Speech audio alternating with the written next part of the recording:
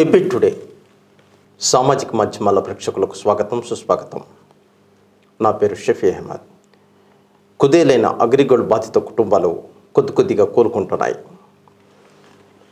రెక్కల కష్టాన్ని అగ్రి యాజమాన్యం స్వాహా చేయడంతో చితికిన కుటుంబాల్లో వెలుగు రేఖలు విచ్చుకుంటున్నాయి. పొదుపు చేసిన ప్రతి పైసాను బాధితులు చెల్లింపులు జరిగేలా కస్టమర్ ఏజెంట్స్ అసోసియేషన్ రూపొందించిన ఉద్యమ కార్యాచరణ సత్ఫలితాలు ఇస్తుండటంతో బాధితుల్లో బతుకుపై భరోసా పెరుగుతోంది. దానికి తోడు ఉద్యమ సారథి అసోసియేషన్ గౌరవ అధ్యక్షులు ముప్పాల నాగేశ్వరరావు బాధితుల చెల్లింపు కార్యక్రమాన్ని స్వయంగా పర్యవేక్షిస్తున్నారు. తొలి విడతగా మంజూరైన 200 కోట్ల రూపాయలను క్షేత్రస్థాయిలో చేరుకునే విధంగా ఆయన కృషి చేస్తూనే మలిదశ పోరాటానికి సమాయత్తమవుతున్నారు. ఈ నేపథ్యంలో కార్యాచరణ తదితర అంశాలను వివరించేందుకు ఆయన సోషల్ మీడియా స్టూడియోతో వచ్చి ఉన్నారు. వారితో ముఖాముఖి కార్యక్రమాన్ని ఇప్పుడు మీరు చూడబోతున్నారు. ముప్పాల గారు నమస్కారం సార్. సార్, అగ్రి బాధితులకి న్యాయం జరిగే విషయంలో ఏదైతే తొలి విడత ఉద్యమం సత్ఫలితాలు ఇస్తూ ముందుకు పోతుందో అదేవిధంగా క్షేత్రస్థాయిలో ఇంకా వేలాది మంది బాధితులు న్యాయం చేయాల్సిన అవసరాలు ఉన్నాయి. ఈ దశలో మలి విడత కార్యక్రమాన్ని ఆందోళన ఎలా చేయబడుతున్నారు, అదేవిధంగా ఏదైతే లీగల్ సర్వీస్ అథారిటీ ఉందో ఆ లీగల్ సర్వీస్ అథారిటీ మండల స్థాయిలో బాధితులకు న్యాయం జరిగే విధంగా ఎటువంటి చర్యలు చేపడుతుంది, వీటన్నిటిపై కూడా సోషల్ మీడియా ప్రేక్షకుల కోసం ఒక వివరణాత్మకమైనటువంటి విశ్లేషణ ఇవ్వాల్సిందిగా కోరుతున్నాను. షఫీ గారు, దీంట్లో చాలా కీలకమైనటువంటి స్థితికి వచ్చింది మూమెంట్. 13 జిల్లాలలో రోజు వందల మంది క్యూలు కట్టి గత నెల 19వ తేదీ నుండి కొన్ని జిల్లాల్లో 20, 21, 23 ఈ మధ్యలో ప్రారంభమై నిన్న 11వ తారీఖు దాకా ఈ ప్రాసెస్ జరిగింది. ఒకళ్ళ దగ్గర ఒకే బాండ్ తీసుకోవటం, ముసలి వాళ్ళైనా అంబులెన్స్లో తీసుకురండి అని కొంచెం నిష్కర్షగా ఈ లీగల్ సర్వీస్ సెక్రటరీస్ చెప్పటం చాలా పెయిన్ఫుల్ ఇష్యూ. అంటే సరైన సహకారం వాళ్ళ తరఫున ఉండటం ఉంది. బట్ కొంతమంది అధికారము ఉద్యోగము తప్ప సామాజిక స్పృహ లేని మానవతా దృక్పథం అనేది తగ్గినటువంటి అది లేని కొంతమంది సెక్రటరీస్ అక్కడక్కడ ఉన్నారు. కూడా జ్యుడిషియల్గా జడ్జీలే. కానీ గుంటూరు లాంటి చోట, కడప లాంటి చోట చాలా గొప్పగా కస్టమర్లతో కలిసి జిల్లా జడ్జి కూడా భోంచేశారు. వాళ్ళ మధ్య తిరిగారు. ఏమన్నా ఆపుతుంటే నేరుగా వచ్చి చెప్పండి అన్నారు. వాళ్ళకి హ్యాట్సప్ చెప్పాలి. కాస్త విజయనగరం లాంటి చోట కొంచెం పైత్యకారితనము ఎక్కువ కనపడింది. ఈ తరహా ప్రవర్తన ఏదో కొద్ది మందిలో మాత్రమే ఉంది అంతే. మొత్తం మీద అయితే బాగా మంచి. అయితే రాష్ట్ర లీగల్ సర్వీస్ అథారిటీ ఆయన కూడా దాని ఏమంటే దానికి కీలకమైనటువంటి మెంబర్ సెక్రటరీ రాంబాబు గారు మంచి ఆఫీసరే. ప్రాక్టికల్ ఏమంటే కోర్టు నుండి ఏ కాగితం వస్తే ఆ కాగితాన్ని యాజ్ ఇట్ ఈస్గా ఇంప్లిమెంట్ చేయమనే పద్ధతిలో వారు ఉండటం. ఈ మొత్తం యాతవాతం కొన్ని ప్రాబ్లం అయితే వచ్చింది. డైలీ డిపాజిట్స్ ఉన్నాయి, తీసుకోలేదు. రికరింగ్ డిపాజిట్స్ ఉన్నాయి, మంత్లీ కట్టాయి, తీసుకోలేదు. 10,000 రూపాయల లోపు అన్నప్పుడు ఏ రకమైన డిపాజిట్ అయినా తీసుకోవాలి. కానీ కోర్టు ఇచ్చిన ఆర్డర్లో ఫిక్స్డ్ అనే ఒక మాట ఉన్నందువల్ల ఇవి తీసుకోకపోవటం మూలంగా మరికొన్ని లక్షల మంది ఇబ్బందులు పాలయ్యారు. కొన్ని సమస్యలు ఉత్పన్నమవుతున్నాయి అన్నమాట. దీన్ని బట్టి చాలా ఈ దశలో ఇప్పుడు ప్రస్తుతం అయిపోయింది. నిన్న 11వ తారీఖు నుంచి ఈ బాండ్స్ తీసుకోవటం ఆగింది. కొన్ని చోట్ల బాండ్స్ పోయిన వాళ్ళు ఉన్నారు. ఇవి కొన్ని ప్రాబ్లమ్స్ ఉన్నాయి. నిన్న కోర్టు వాయిదాలో దాదాపు మన అందరూ కష్టపడి 10 పాయింట్ల మీద క్లారిఫికేషన్ తీసుకున్నాం హైకోర్టు నుండి. ఇంతకుముందు ఏదైతే జడ్జిమెంట్ ఇచ్చిందో ఆ జడ్జిమెంట్లో దాని మూలంగా వచ్చిన ఇబ్బందులను అధిగమించడానికి కోర్టులో ఈ స్టేట్ లీగల్ సర్వీస్ అథారిటీకి సంబంధించిన అనిల్ కుమార్ గారు పాల్గొన్నారు. అలాగే మన అడ్వకేట్ జనరల్ ఆఫీసు సంబంధించినటువంటి వారి అడ్వకేట్ పాల్గొన్నాడు. మన Andhra Pradesh AgriGold customers and agents welfare association నియమించుకున్నటువంటి ఒక senior most advocate PB Vijay Kumar గారు ఆయన పాల్గొన్నారు. అలాగే ఈ దుర్మార్గులు కంపెనీ తరపునటువంటి వాళ్ళ అడ్వకేట్ ఉన్నాడు, యాజమాన్య ప్రతినిధి చంద్రశేఖర్ రవిచంద్రన్ ఆయన ఉన్నాడు. వీళ్ళందరి మధ్య కోర్టు చాలా ప్లీజింగ్గా ఇవి ఉంది. ఇవాళ దీని ప్రకారం ఏమంటే monthly daily any type of payment below 10,000 వాటన్నిటి తీసుకోమన్నారు. అంటే క్లారిటీ ఇచ్చేసింది. అది ఒక అద్భుతమైనటువంటిది. కొన్ని లక్షల మంది ఇందులో రిలీఫ్ ఉండదు వాళ్ళకి. 2 దీంతో పాటు ఎవరన్నా లెగవలేని వాళ్ళు, జబ్బులో ఉన్నవాళ్ళు, రాలేని వాళ్ళు, వాళ్ళ కుటుంబ సభ్యులు కానీ వాళ్ళ ఆథరైజ్డ్ పర్సన్ కానీ అంటే వాళ్ళ తరఫున సిక్ అయి ఉంటే వాళ్ళది అలౌ చేశారు. అంతమంది వాళ్ళని అలౌ చేయలేదు. ఎవరైతే ఉన్నారో వాళ్ళు మాత్రం రావాలనే నిబంధన వల్ల ఇబ్బంది వచ్చిందన్న. చాలా చాలా ఇబ్బంది. 150-200 కిలోమీటర్ల నుంచి రావటం అంటే ఇందులో ఉన్న 2,000 రూపాయలు 2 సార్లు తిరిగేటప్పటికి ఆటో ఖర్చులకి అయిపోతుంది. మొన్నైతే వచ్చేట ఒంగోలులో ముస్లిమ్మ 1,100 రూపాయల దాకా పెట్టి ఆటో వేసుకొని వచ్చింది. రైతులు పొద్దుపోయింది. ఆమెను అక్కడ ముందుగా కొత్త దయ చదవలేదు. మళ్ళీ 2 ఇమ్మన్నారు. ఆమెకు రావాల్సింది 4,000. 2,000 ఇప్పుడు ఎగిరిపోతాయి. ఇలా కాకుండా వాళ్ళ ఆథరైజ్డ్ పర్సన్స్ని, ఫ్యామిలీ మెంబర్స్ని పంపించమని చెప్పారు. అది మేము కోర్టు నుంచి తీసుకున్నటువంటి ఒక గొప్ప క్లారిటీ, పరిణామం. బాధితులు న్యాయం జరిగే విషయం. ఎవరైతే జిల్లా కేంద్రానికి రాలేని పరిస్థితుల్లో ఉన్నారో వాళ్ళని మండల్ లీగల్ సర్వీస్ అథారిటీ దగ్గర బాండ్స్ ఇవ్వమని చెప్పి అదొక గొప్ప పరిణామం. అదొక మంచి ప్రయత్నం కూడా.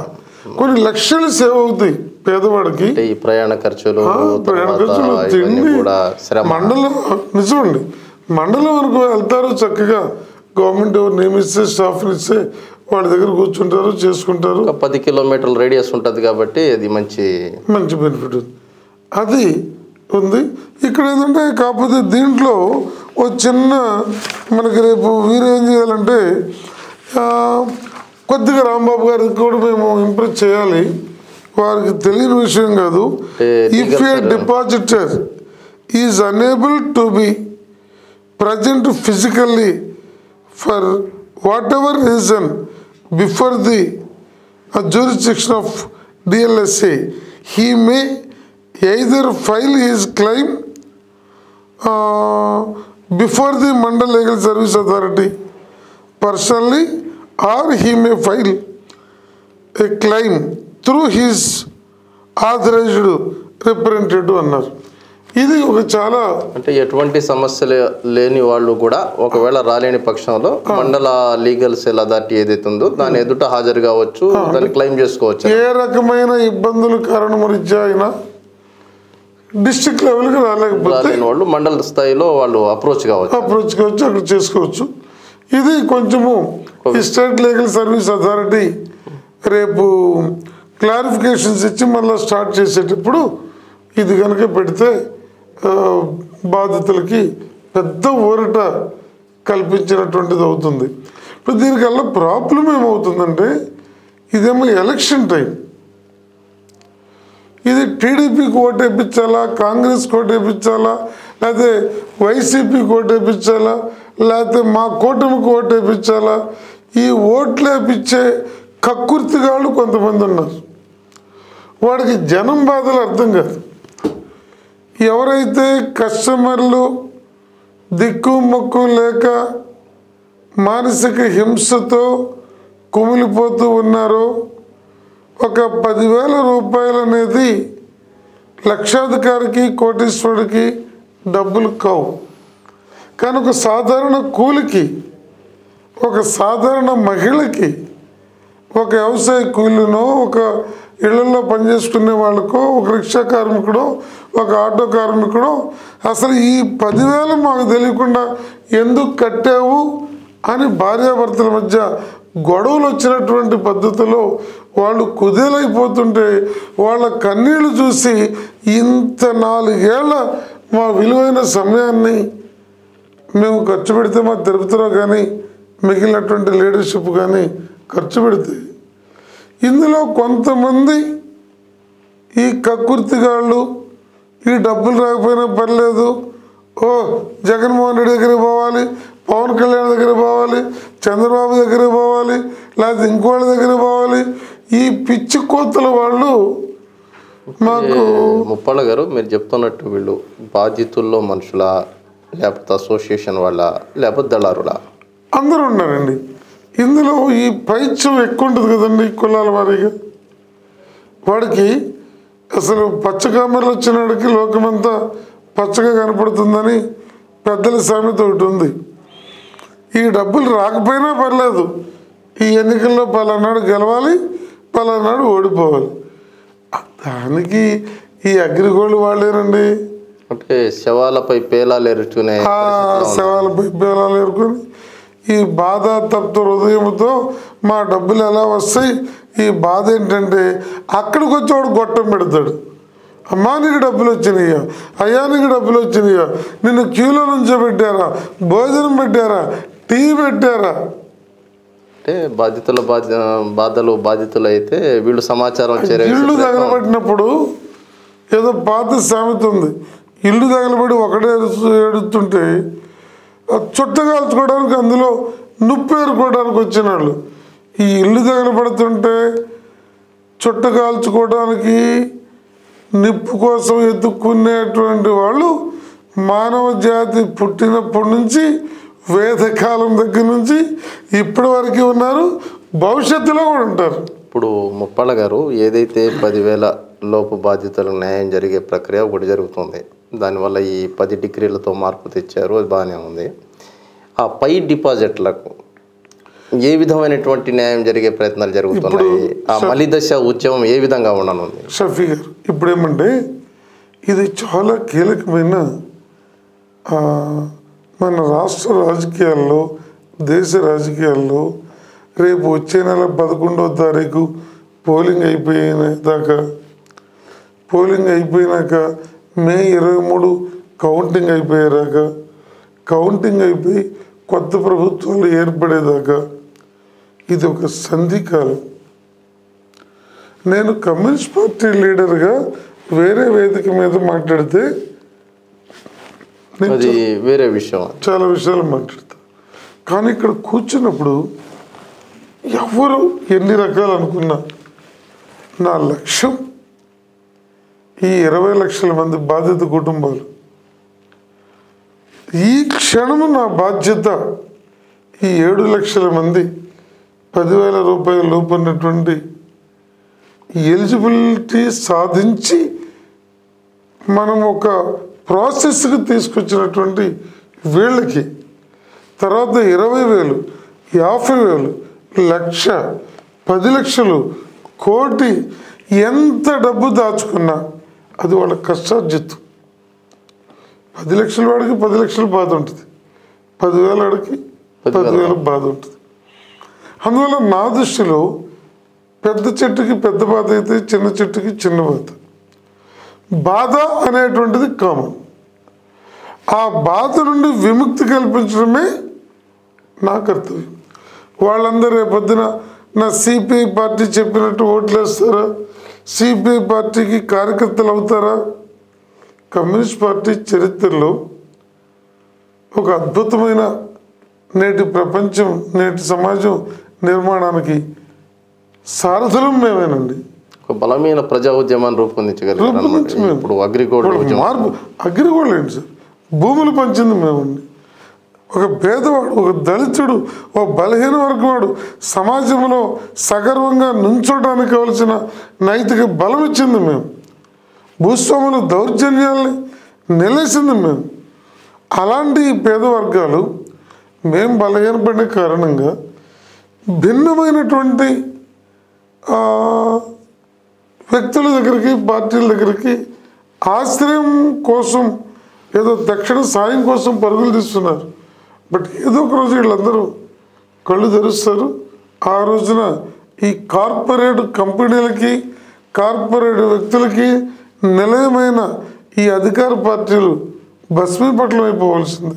ఇప్పుడు ముప్పాళ్ళ గారు ఏదైతే ఎలక్షన్లు జరగబోతున్నాయో దానికి సంబంధించి ఎన్నికల కోడ్ జరుగుతుంది, అమల్లో ఉంది.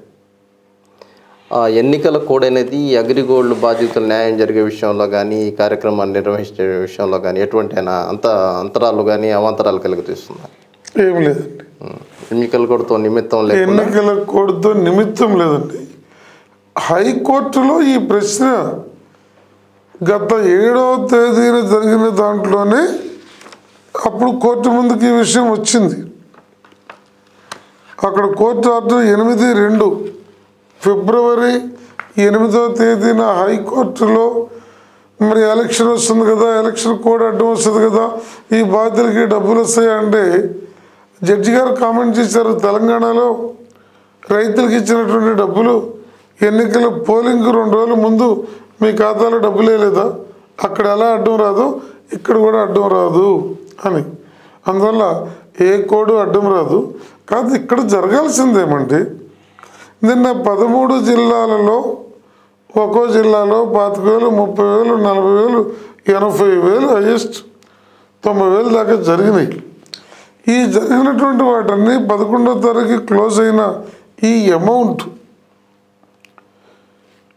దాన్ని ఒక కాంక్రీట్ ప్రాసెస్లో పెట్టి మన స్టేట్ లీగల్ సర్వీస్ అథారిటీ హైకోర్టుకి సమర్పించి ఫస్ట్ కిస్తీలో వాళ్ళ డబ్బులు ఈ నెలాఖరులోపు వారికి ఏపిచ్చే ప్రయత్నంలో మేమున్నాం. అంటే పూర్తి స్థాయిలో ఈ ప్రక్రియ అయిపోతుంది. అట్లీస్ట్ వాళ్ళకి ఇవ్వాలి కొంత. ఎవరైతే నిన్న జరిగినటువంటి దాంట్లో ఓన్లీ ఫిక్స్డ్ బాండ్స్కే కోర్టు అనుమతి ఇచ్చిన నేపథ్యంలో ఈ డైలీ రికరింగు ఇతరత్ర ఉన్నటువంటి వాళ్ళకి అవకాశం రాలేదు. వారికి సంబంధించి మరో డేట్ పెట్టి సైమల్టేనియస్గా ఈ ప్రాసెస్ జరుగుతుంది. అది స్టేట్ లీగల్ సర్వీస్ అథారిటీ మళ్ళీ డేట్ అనౌన్స్ చేయాలి. అలా డేట్ మళ్ళీ అనౌన్స్ చేసిన తర్వాత వీరందరికీ కూడా మళ్ళీ ఆయా ప్రాంతాలలో అది మండలం చెబుతుందా, లేకపోతే డివిజన్ లెవెల్లో ఉండేటువంటి కాన్స్టిట్యూన్సీ హెడ్ కోర్టులో ఉండే కోర్టు లెవెల్ చెబుతుందా, ఇది up to state legal service authority ఇచ్చే గైడ్ లైన్స్ని బట్టి ఇది మళ్ళీ కంటిన్యూ అవుతుంది. ఆ విధంగా ఇచ్చేటువంటి వాటిలో ఇవాళ ఈ 10 వాళ్ళు ఎవరైన వాళ్ళకి ప్రత్యామ్నాయం తెచ్చుకోమన్నారు, ఊళ్ళో లేని వాళ్ళకి ఆథరైజేషన్ తెచ్చుకోమన్నారు. ఇలా దాదాపు 10 రకాల ఫెసిలిటీ గతంలో ఏవైతే జరగలేదో అవి జరిగింది. వెసులుబాటు వచ్చింది. ఇక్కడ మేము చెప్పాలనుకునేది ఏంటంటే ఈ అగ్రిగోల్డ్ బాధితులకి రాజకీయాలతో చూసే వాళ్ళందరికీ నేను విజ్ఞప్తి చేస్తున్నా. ఈ సందర్భంగా చాలామందికి పార్టీలు చట్టపరంగా ఉన్న పార్టీలు, ఆ పార్టీ మీద ఎవరికైనా ప్రేమ ఉండొచ్చు, కొంతమంది మెడ కోసుకోవచ్చు, లేకపోతే ఇంకేదన్నా కోసుకోనియండి.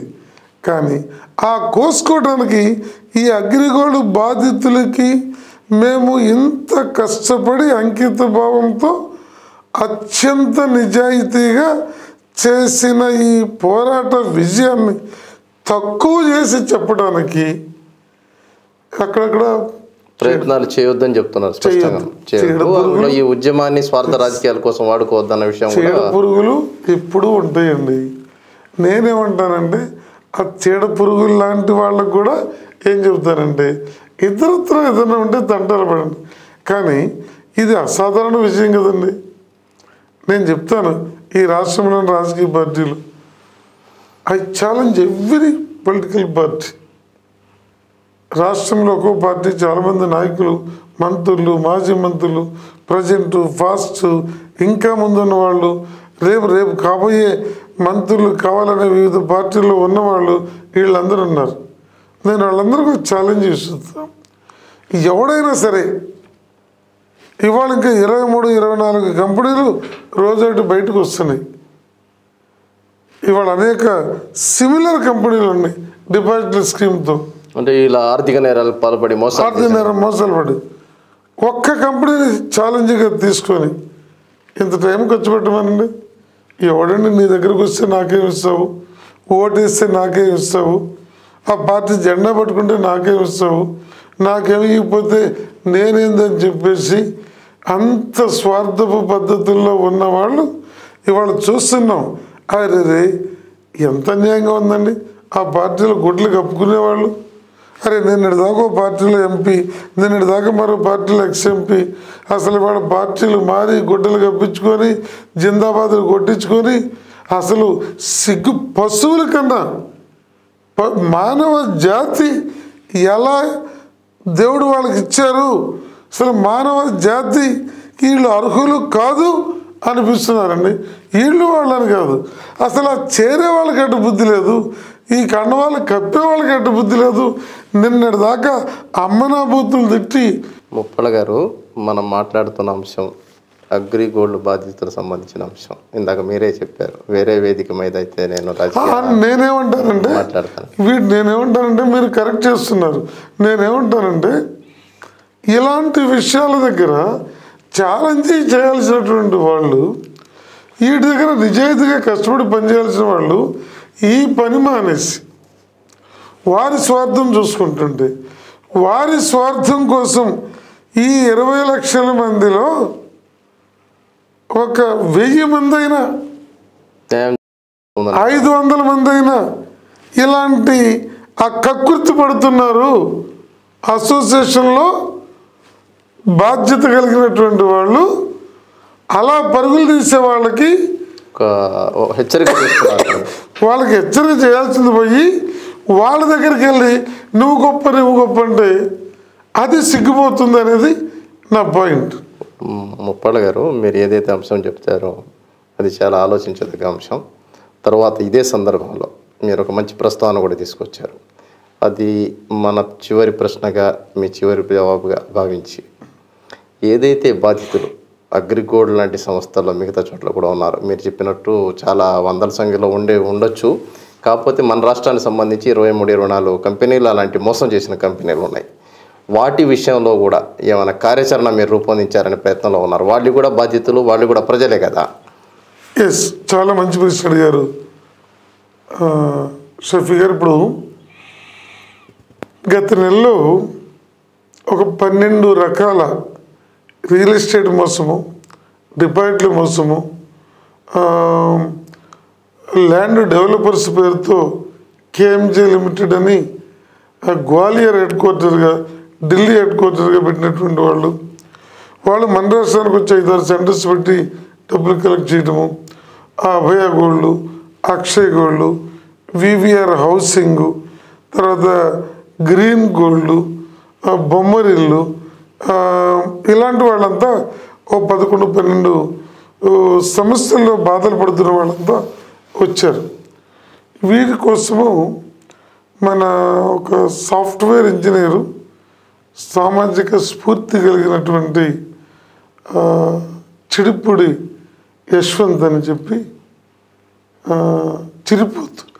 చిరుపోతు యశ్వంత్, ఆయన ప్రధాన కార్యదర్శిగా, మన బివి చంద్రశేఖర్ అధ్యక్షుడిగా, నేను తిరుపతిరావు గౌరవ అధ్యక్షులుగా, గౌరవ ఉపాధ్యక్షులుగా, ఇంకా మరికొంతమందితో ఒక కమిటీ ఫామ్ చేశాం. అంటే వీళ్ళ మీద ఉద్యమాన్ని నిర్వహించేందుకు, వీళ్ళ సమస్యలు, దాని పేరు forum against financial frauds. Forum against financial frauds. ఈ ఫోరం అగెనిస్ట్ ఫైనాన్షియల్ ఫ్రాడ్స్ అనేటువంటి దీని యాక్టివిటీ ఆఫ్టర్ ఎలక్షన్ స్టార్ట్ అవుతుంది. 3F అన్నమాట, 3 Fలు. Financial frauds. కరెక్ట్, 3 వచ్చినాయి. మేము ఇంకా దాన్ని గమనించాల. ఇప్పుడేమైందంటే ఇప్పుడు ఎవరి మూడ్ కూడా ఇట్ లేదు. నా ప్రాణం పోతే పోయింది, ఈ పార్టీ కొట్టేయాలి, నా ప్రాణం పోతే పోయింది, ఆ పార్టీని ఓడించాలనే గోల్లో ఉన్నారు. మేము కూడా సిపిఐ, సిపిఎం, జనసేన ఈ 3 పార్టీలతో ఒక వేలో కూటమిగా ముందుకు ఒక నూతన రాజకీయ వేదికగా ఒక నూతన ప్రజా సమస్యలను పోరాడేటువంటి ఒక ప్రత్యామ్నాయాన్ని తీసుకురావాలని ఆలోచన చేస్తున్నాం. అవి క్రమంగా బలపడుతుంది, సక్సెస్ అవుతుంది. ప్రజలు యూత్ కూడా ఆదరిస్తారు. ఆలోచన పరులైనటువంటి వాళ్ళందరూ కూడా ఏంటి ఈ పార్టీ నుంచి ఆ పార్టీలోకి, ఆ పార్టీ నుంచి ఈ పార్టీలోకి పోతున్నప్పుడు ఇందులో వాట్ ఈజ్ న్యూ థ్రిల్లింగ్ ఏముంది? ఏమి లేదు. ఈ పద్ధతిలో కొంత ఆలోచన చేస్తాము. అవన్నీ కూడా మా ఈ సరికొత్త ప్రత్యామ్నాయం అనే ఆలోచన కూడా ఇలాంటి వాళ్ళందరికీ కూడా ఒక రక్షణ కవచంగా ఉంటుంది. అంటే ఏదైతే కూటమి వేదిక నూతన ప్రత్యామ్నాయంగా ఏర్పాటు చేయబోతుందో అది కూడా ఈ సమస్యలపై పోరాడే విధమైనటువంటి భరోసాను మీరు ఇస్తున్నాం పార్టీలకు. అద్భుతంగా కూడా ఇస్తాం. బట్ అన్నింటికన్నా నేను చెప్పదలుచుకుంది, ఎవరైనప్పటికీ కూడా ఒక నిజాయితీతో కలిగినటువంటి మనుషులు అవసరం.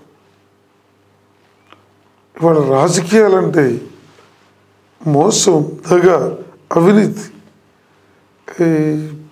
దోచుకోవటం అనేది వచ్చింది. ఆ రాజకీయాలకి స్వాతంత్రోద్యమం నాడు ఎంత పవిత్రత ఉందో అలాంటి ఒక పవిత్రమైన భావాన్ని తీసుకొచ్చేటువంటి క్రమానికి మా అగ్రిగోల్డ్ అసోసియేషన్ కూడా ప్రయత్నం చేస్తుంది. రాజకీయాలు అంటే సామాజిక విలువలతోటి మనిషిని మనిషిగా చూసేటువంటి ఒక నూతన మార్పుకి, సమాజ వృద్ధికి, మానవ కళ్యాణానికి నిస్వార్థమైనటువంటి ఒక సంస్థగా ఈ AgriGold customers and agents welfare association ఈనాటి సమస్యతో పాటు ఈ లక్షలాది మంది బాధితుల యొక్క భవిష్యత్తు కోసం కూడా అంకితమై పనిచేసేటువంటి ఒక సామాజిక శక్తిగా దీన్ని తీర్చిదిద్దుతాము. అందులో 20,000 ఉన్నా, 50,000 ఉన్నా, ఎంత మొత్తము ఏ రూపంలో ఇందులో పెట్టి ఉన్నా వారందరికీ ఈ అసోసియేషను చివరి రూపాయి చివరి కస్టమర్కి ఇప్పించేలాక బాధ్యతగా ఉంటుందని ఒక అధైర్యము ఎక్కడ వద్దు. ఇది గబుక్కని డబ్బు కట్టినంత తేలిగ్గా, డబ్బు కట్టించినంత తేలిగ్గా అసలు ఆ కట్టేవాడెవడు, కట్టించేవాడెవడు, వాడు మన బావమర్దో మేనల్లుడో రాగానే వాడి నీతి, జాతి, మంచి చెడు ఏంటో నువ్వు తెలుసుకోకుండా బుడిగి కట్టి ఇవాళ వామ్మో వాయు అంటే అది కక్కించడం అంత చిన్న విషయం కాదు. అయినా మేము కక్కిస్తున్నాం, సాధిస్తున్నాం. దీనికి ఓర్పు నేర్పు కావాలి. బుడిగి వాట్సాప్లో సోషల్ మీడియాని తీసుకొని కొంతమంది తప్పు చేస్తున్నారు. అలాంటి వాళ్ళందరూ కూడా నేను దారి తప్పిన సోదరులు, సోదరిమణులు ఎవరి పేరున ఎవరు పెడుతున్నా కూడా అలాంటి తప్పు చేయకుండా మనము వీరందరికీ న్యాయం చేద్దాం. రేపు ఎన్నికల తర్వాత ఏదో పార్టీ గెలుస్తుంది, ఓ పార్టీ గెలవాలి కదా, 2 పార్టీలు గెలవు కదా. ఆ గెలిచిన వాడు ఎవడు కుర్చీలో ఉంటే వాడి మీద దెబ్బలాడాల్సిన బాధ్యత మన మీద ఉంటుంది. ఖచ్చితంగా అగ్రిగోల్డ్ బాధితులు ఎవరు, అలాగే అభయగోల్డ్, అక్షయ్ గోల్డ్, మిగిలినటువంటి వాళ్ళు కూడా ఎవరు కూడా ఆందోళన చెందాల్సిన పని లేదు. వారికి సంబంధించిన విషయాన్ని కూడా మొన్న 20 6వ తారీఖు 28వ తారీఖు క్యాబినెట్ మీటింగ్ అయిపోయిన వెంటనే ముఖ్యమంత్రి గారిని, సతీష్ చంద్ర గారిని, అలాగే మన ఇంటెలిజెన్స్ డీజీపీ గారిని, అలాగే మన సిఐడి డీజీపీ గారిని, ఏడీజీ గారిని, వీరందరూ కూడా కలిసి వారికి సంబంధించిన సమస్యల మీద కూడా వివిఆర్ దగ్గర నుంచి, కేఎంజే దగ్గర నుంచి, వీటన్నిటికీ సంబంధించిన అంశం మీద కూడా మేము రిప్రజెంటేషన్స్ ఇవ్వడం జరిగింది.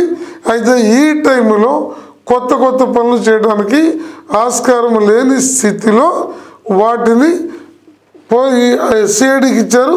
సిఐడికి సంబంధించినటువంటి వాళ్ళ సర్వే, వాళ్ళ పరిశీలన, వాళ్ళ పరిశోధన అవి మాత్రం జరుగుతుంది. అంతవరకు అక్షయ్ గౌడ్లు, అభయ గౌడ్లు, మిగిలినటువంటి వాళ్ళు కూడా ఆ మేరకి ధైర్యంగా ఉండమని ఈ సందర్భంగా మన AP today, AP CPI social media ద్వారా నేను వారందరూ కూడా తెలియజేస్తున్నాను.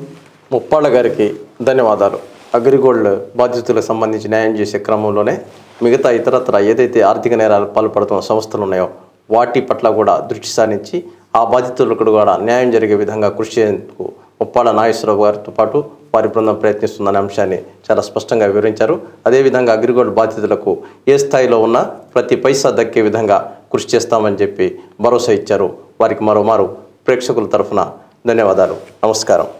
నమస్తే.